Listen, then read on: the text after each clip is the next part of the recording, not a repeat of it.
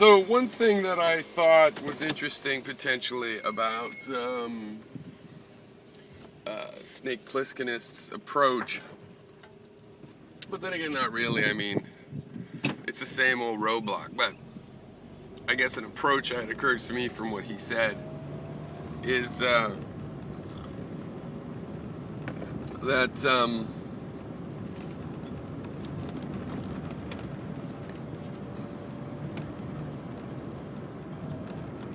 you know, using the will isn't really something that's going to be directly answered by where it comes from. I do think it'll give us some hints because we know so little, right? But if the emphasis is that it's more important to figure out how to use the will, because I've said this before. There was this old, very short-lived sitcom. I don't know, was it a sitcom? An hour kind of drama comedy kind of show when I was a kid called The Greatest American Hero. And he had gotten a superhero suit which gave him various powers from aliens, but he had lost the manual. And that's what I think it's like being a human using the mind. It's like we have the superpower suit in our brain, but we don't have the instructions. Comical results ensue.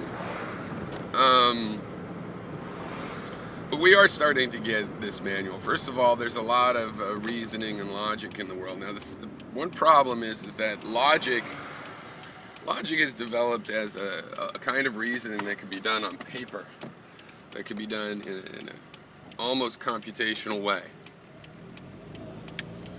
Now, there's a lot of research and evidence that shows that there's little gaps in there, The scientific method that Newton wrote down isn't exactly how he actually went through things chronologically. You just look at his notebooks and you look at this whole thing and create the hypothesis ahead of time. It's more like play with shit, come up with a hypothesis, then blah, blah, blah.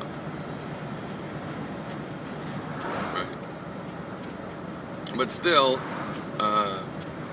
there's this concept of the Turing machine, which is, heavily influenced by logic.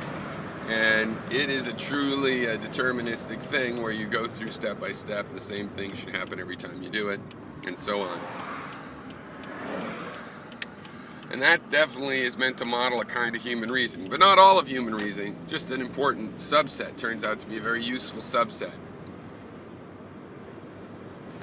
And basically, a lot of people believe that that's what we're working with. That's how we have to make consciousness with the Turing machine. They don't understand Turing machines. They don't understand the limitations of Turing machines. They don't understand the limitations that are designed in so that you can make the approximation and do the other things.